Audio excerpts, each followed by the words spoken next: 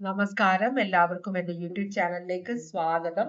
ഞാനിന്ന് ചെയ്യാൻ പോകുന്ന റീഡിംഗ്, നിങ്ങൾ സ്നേഹിക്കുന്ന ആൾക്ക് നിങ്ങളെ കൂടാതെ ഒരു ജീവിതം പോസിബിൾ ആണോ, അവരെ കൊണ്ട് പറ്റുമോ, അതാണ് നമ്മൾ നോക്കുന്നത്. അപ്പോ ജനറൽ റീഡിംഗ് ആണ്, എല്ലാവർക്കും റെസൊനേറ്റ് ചെയ്യില്ല. പേഴ്സണൽ റീഡിംഗ് വേണമെന്നുള്ളവർക്ക് വാട്സ്ആപ്പ് നമ്പർ ഡിസ്ക്രിപ്ഷൻ ബോക്സിൽ ഇട്ടിട്ടുണ്ട്, എന്നെ കോൺടാക്ട് ചെയ്യാം. എൻ്റെ ഒരു പൂച്ചക്കുട്ടിയെ, ഒരു കുഞ്ഞി പൂച്ചയായിരുന്നു, 2 മാസമായിട്ടുള്ളൂ. അതിനെ ഒരു കണ്ടംപൂച്ച ഞങ്ങളുടെ വീട്ടിലുണ്ടായിരുന്നവനാണ്, അവൻ കടിച്ചു കൊന്നു കളഞ്ഞു. പാവം, എനിക്ക് ഭയങ്കര ഇഷ്ടമുള്ള, എന്നോട് ഭയങ്കര കൂട്ടായിരുന്ന പൂച്ചക്കുട്ടിയായിരുന്നു. എനിക്ക് അത് ഭയങ്കര സങ്കടമായിരുന്നു. പോട്ടെ, അപ്പോ റീഡിംഗ് തുടങ്ങുകയാണ്. ഓറക്കിൾ മെസ്സേജ് വെച്ചാണ് തുടങ്ങുന്നത്. ഭഗവാനെ, ഓം നമ ശിവായ, ഓം നമ ശിവായ, ഓം നമ ശിവായ, ഓം നമ ശിവായ, ഓം നമ ശിവായ, ഓം നമ ശിവായ, ഓം നമ ശിവായ. ഞാൻ ആ പൂച്ചക്കുട്ടികളെ കുറിച്ച് നിങ്ങളോട് പറഞ്ഞ എന്തിനാന്ന് വെച്ചാല്, ഓർമ്മകള്. ഞാൻ ഈ റീഡിങ്ങില് ആ പൂച്ചക്കുഞ്ഞ് എപ്പോഴും എത്ര വർഷം കഴിഞ്ഞ് ആര് കേട്ടാലും ഈ പൂച്ചക്കുഞ്ഞിന്റെ കാര്യം അവർ ഓർക്കും, കേൾക്കും. ഒരു ഓർമ്മ, അത്രേ ഉള്ളൂ.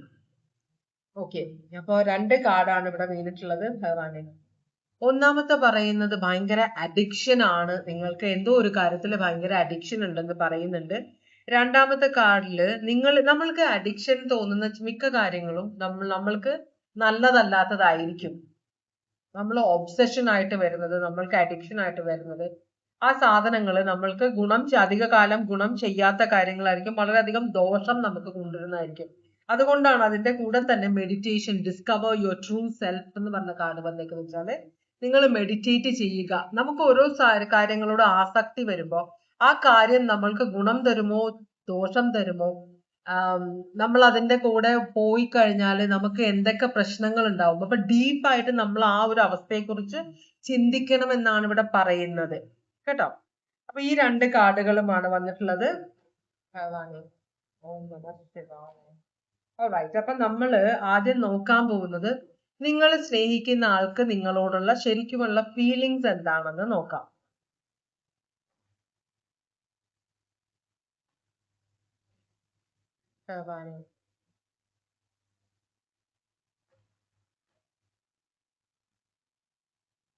ചില റിലേഷൻഷിപ്പ് നമുക്ക് മാറ്റി വെക്കാൻ പറ്റാത്ത തരത്തിലുള്ള റിലേഷൻഷിപ്പ് ആയിരിക്കും. വെച്ചാൽ ഒരാളെ വേറൊരു ആളുമായിട്ട് വച്ചു മാറാൻ പറ്റില്ല.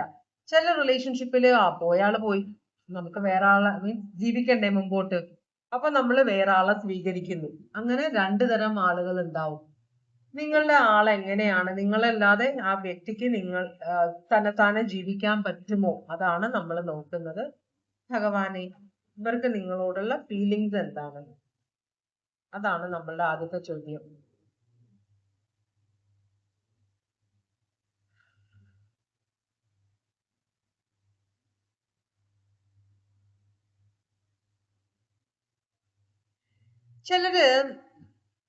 ചിലര് നമ്മളുടെ നഷ്ടങ്ങൾ എങ്ങനെയാണ്, ഇപ്പൊ ഒരാള് നമ്മളുമായിട്ട് ഭയങ്കരമായിട്ട് നമ്മൾ സ്നേഹിച്ചിരുന്ന ഒരാള് മരിച്ചുപോയി നമുക്ക്, അല്ലെങ്കിൽ നഷ്ടപ്പെട്ടു പോയി, നമുക്ക് തിരിച്ചു പിടിക്കിട്ടില്ല അയാളെ. അപ്പോ നമ്മൾക്ക് മുമ്പോട്ട് ജീവിക്കണം. അപ്പൊ ചിലരെന്താ ചെയ്യുന്ന വെച്ചാൽ, ആ വ്യക്തി ചെയ്തിട്ടുള്ള തെറ്റായ കാര്യങ്ങളെല്ലാം ചിന്തിക്കാൻ തുടങ്ങും. അവരിൽ നിന്ന് ഡിറ്റാച്ച് ചെയ്യാൻ വേണ്ടിയാണ്, ആ ഓർമ്മകളിൽ നിന്ന് അകന്നു പോകാൻ, അവരിൽ ആ ദുഃഖം കുറയ്ക്കാൻ വേണ്ടിയിട്ടാണ് ചിലർ അങ്ങനെ ചെയ്യും.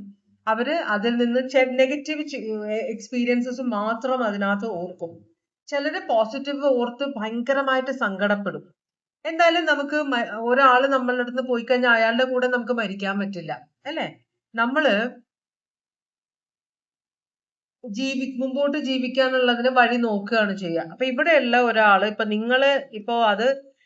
നിങ്ങൾ ഇനിയിപ്പോ ഇവരെ ഉപേക്ഷിച്ച് വേറെ ആരെങ്കിലും സ്വീകരിച്ച് അവരുമായിട്ട് വിവാഹം കഴിച്ച് പോവുകയോ, നിങ്ങളെ നഷ്ടമായി പോവുകയോ എന്തെങ്കിലും ചെയ്താല് അത് ഒരു ലോസ്റ്റ് ഓപ്പർച്യൂണിറ്റി ആയിട്ട് നമ്മൾക്ക് മിക്കവാറും നമ്മളെ സ്നേഹിക്കുന്നവര് മരിച്ചു കഴിയുമ്പോൾ, നമ്മൾക്ക് നഷ്ടപ്പെട്ടു പോകുമ്പോൾ നമുക്ക് ഗിൽറ്റ് ആണ് ആദ്യം വരിക.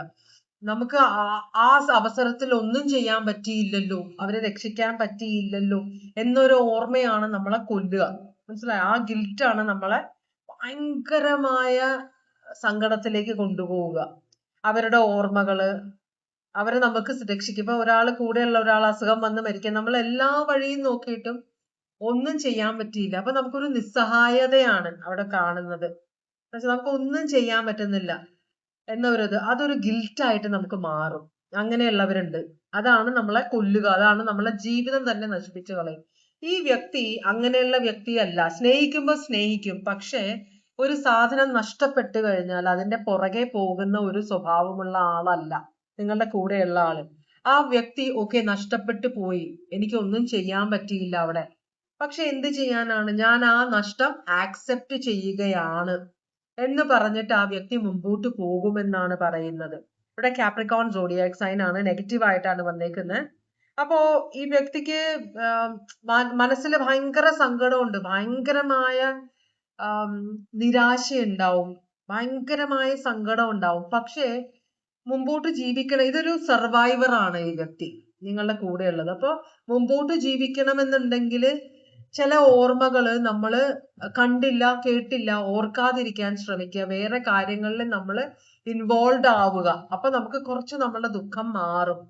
ഈ നമ്മള് ഫോട്ടോ എടുത്ത് വെക്കുക, പല കാര്യങ്ങളും, അതൊക്കെ മെമ്മറീസ് ആണ്. അപ്പൊ ചിലപ്പോ ഇടയ്ക്ക് നമ്മൾ, അതൊരു നല്ല മെമ്മറീസ് ആണ്. അപ്പൊ ഇന്ന ഒരാൾ എന്റെ മീൻസ് ഇങ്ങനെ ഉണ്ടായിരുന്നു, കാണുമ്പോഴത്തേക്ക് അയാളുടെ കഥകൾ, ചിലർക്ക് അത് ആക്സെപ്റ്റ് ചെയ്യാൻ പറ്റും, ചിലർക്ക് അത് ദുഃഖമായിട്ട് തികട്ടി വന്ന് സങ്കടമായിട്ട് മാറും, ജീവിക്കാൻ പറ്റില്ല അതിൽ തന്നെ.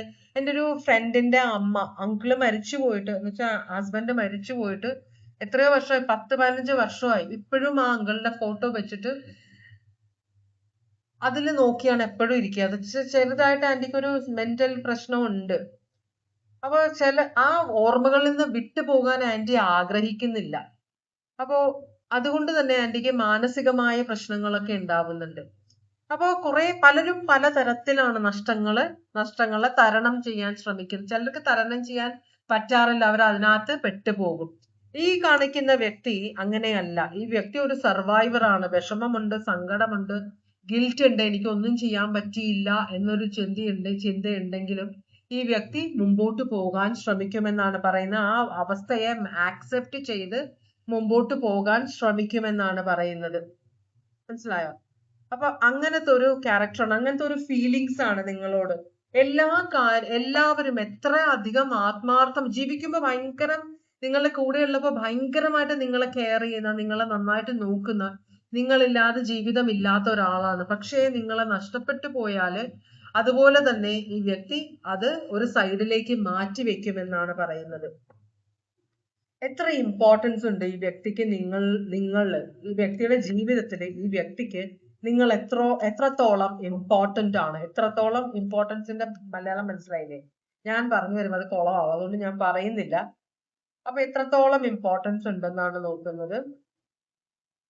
ഈ വ്യക്തി നിങ്ങളോട് സംസാരിക്കുമ്പോൾ നിങ്ങൾക്ക് വലിയ ഇമ്പോർട്ടൻസ് ഒന്നും തരാതോ, ഇനിയിപ്പോ നിങ്ങൾ ഇമോഷൻ സെൻഡ് ചെയ്യാനായിട്ട് തമാശക്ക് ചോദിക്കുകയാണ്, ഞാനില്ലെങ്കിൽ നിങ്ങൾ എന്ത് ചെയ്യുമെന്ന് ചോദിക്കുമ്പോൾ അത് കുഴപ്പമൊന്നുമില്ല, ഞാൻ നിന്നെ അല്ലാണ്ട് മുമ്പോട്ട്. പക്ഷെ ഇത് പറയുമ്പോഴും ആ വ്യക്തിക്ക് ഭയങ്കരമായ വേദനയുണ്ട്. ആ വ്യക്തി അങ്ങനെ ഒരു അവസ്ഥയെ കുറിച്ച് ആലോചിക്കാനേ ആഗ്രഹിക്കുന്നില്ല. മനസ്സിലായോ? അപ്പോ അങ്ങനത്തെ ഒരു ഭയങ്കര നിങ്ങളില്ലെങ്കിൽ ഭയങ്കര ദുഃഖമായി പോകും ഈ വ്യക്തിക്ക്, ഭയങ്കര സങ്കടമായി പോകും. നിങ്ങൾ നഷ്ടപ്പെട്ടാൽ ഈ വ്യക്തിയുടെ കയ്യിലുള്ള ഒരു സാധനവും നിങ്ങൾക്ക് പകരമായിട്ട് വെക്കാൻ പറ്റില്ല എന്നൊരു ബോധം ഈ വ്യക്തിക്കുണ്ട്. അത്രയും ഇമ്പോർട്ടന്റ് ആണ് ഈ വ്യക്തിയുടെ ജീവിതത്തിൽ നിങ്ങൾ. ഇവിടെ ലിയോ ആണ് വന്നിരിക്കുന്നത്.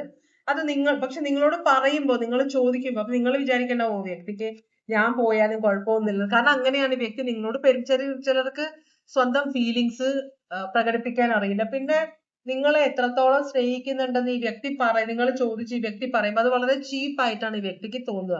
കാരണം ഈ വ്യക്തി പ്രവൃത്തിയിൽ കൂടെയാണ് കാര്യങ്ങൾ കാണിക്കുന്നത്, അവരുടെ സ്നേഹവും എല്ലാം കാണിക്കുന്നത്, അല്ലാതെ വാക്കുകൾ കൊണ്ട് കാണിക്കാൻ ഈ വ്യക്തി ആഗ്രഹിക്കുന്നില്ല. അപ്പോ നിങ്ങൾ എത്രത്തോളം എന്നെ സ്നേഹിക്കണം എന്ന് പറയുമ്പോഴത്തേക്കും ആ വ്യക്തി പറയും, എനിക്ക് നിന്നോട് അത്ര ഒന്നും സ്നേഹമൊന്നുമില്ല, വലിയ കാര്യമൊന്നുമില്ല. ഇപ്പൊ ഞാൻ മരിച്ചുപോയാൽ നിങ്ങൾ എന്ത് ചെയ്യുന്ന ആ വ്യക്തിയോട് ചോദിച്ചാൽ, ഞാൻ നീ മരിച്ചുപോയാൽ ഞാൻ വേറെ ആരെങ്കിലും കെട്ടി സുഖമായിട്ട് ജീവിക്കും എന്ന് തമാശ രൂപത്തിൽ പറയുന്ന ആളാണ്. പക്ഷെ ഭയങ്കരമായ വിഷമം ഉണ്ടാവും. ഈ വ്യക്തിയുടെ സന്തോഷമൊക്കെ അതോടുകൂടി പോകും. മനസ്സിലായോ? പിന്നെ ജീവിക്കാൻ അല്ലെ, സ്വന്തം ജീവിതം നമുക്ക് തന്നെ എടുക്കാനുള്ള അവകാശമില്ല. സത്യം പറഞ്ഞാല് ദൈവം തന്നിട്ടുള്ള ജീവിതം ജീവിച്ച് തീർക്കുക, അതാണ് നമ്മളെ കർമ്മം. അപ്പോ ആ ഒരു അവസ്ഥയിലാണ്, അത് വ്യക്തിക്ക് അറിയാം. മനസ്സിലായോ? അപ്പോ അതുകൊണ്ട് തന്നെ പക്ഷെ സങ്കടമില്ലാതെ ഇല്ല. നിങ്ങളെ ഇല്ലാത്ത ഒരു സമയത്തിനെ കുറിച്ച് ഓർക്കുമ്പോൾ ഈ വ്യക്തിക്ക് ഭയങ്കര സങ്കടം വരും.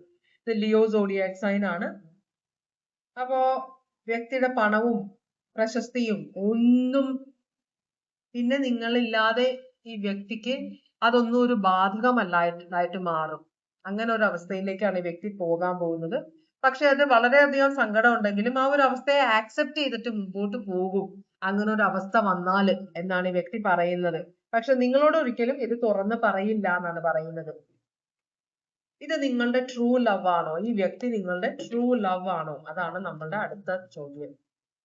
ഈ വ്യക്തി നിങ്ങളുടെ ട്രൂ ലവ് ആണോ? അതെ, നിങ്ങൾക്ക് ദൈവമായിട്ട് കൊണ്ടുതന്ന ഏറ്റവും ഇമ്പോർട്ടന്റ് ആയ ഒരാളാണ്, നിങ്ങളെ ആത്മാർത്ഥമായിട്ട് സ്നേഹിക്കുന്ന ഒരാളാണ്. ഇത് ദൈവമായിട്ട് കൊണ്ടുതന്ന ഒരു ലവ് ആണെന്നാണ് പറയുന്നത്. അപ്പൊ വെറുതെ ചില സമയത്ത് നമുക്ക് സന്തോഷമായിട്ട് കാര്യങ്ങൾ പോകുമ്പോൾ ചിലർക്ക് ഒരു ഇറിറ്റേഷൻ വരും, ഒരു രസമില്ല, ബോറടിയാണ്, എല്ലാം നോർമൽ, ഒരു പ്രശ്നമില്ല. അപ്പുറത്തെ വീട്ടിലെ ചേച്ചിയുടെ ഹസ്ബൻഡ് വന്നിട്ട് എടുത്തിട്ടിരിക്കുന്നു, എന്ത് രസമാണ് കാണാനായിട്ട്. പിന്നെ അവർ ഇടിക്കുന്നതല്ല സന്തോഷം, പിന്നെ അത് കഴിഞ്ഞ് അവരൊരു സ്നേഹപ്രകടനമുണ്ട്. അതൊക്കെ കാണുമ്പോ എനിക്ക് എന്റെ ഭർത്താവ് ഒരു പ്രശ്നവും ഇല്ല, വേണ്ടതെല്ലാം മേടിച്ചു തരുന്നു, ഒരു കാര്യത്തിൽ ഒരു കുറവ് വരുത്തില്ല, എവിടെ വേണമെങ്കിലും കൊണ്ടുപോകുന്നു. പക്ഷെ ഇതൊരു ബോറടിയ എന്ന് ചിന്തിക്കുന്ന കുറെ ആളുകള് ഉണ്ട് ലോകത്ത്. അപ്പൊ വെറുതെ ആൾക്കാരെ ഇറിറ്റേറ്റ് ചെയ്യും. അതിനാണല്ലോ ഞാനില്ലാതെ നിങ്ങൾ എങ്ങനെ ജീവിക്കും, ഞാൻ മരിച്ചുപോയാൽ നിങ്ങൾ, അതൊക്കെ ഒരു കിരികിരിപ്പാണെന്ന് ഞാൻ പറയുള്ളൂ. മനസ്സിലാവുണ്ടോ? അതൊക്കെ വെറുതെ ഈ വിധിയെ ചോദ്യം ചെയ്യുന്ന കാര്യങ്ങൾ. അതൊന്നും ചെയ്യാതിരിക്കുക.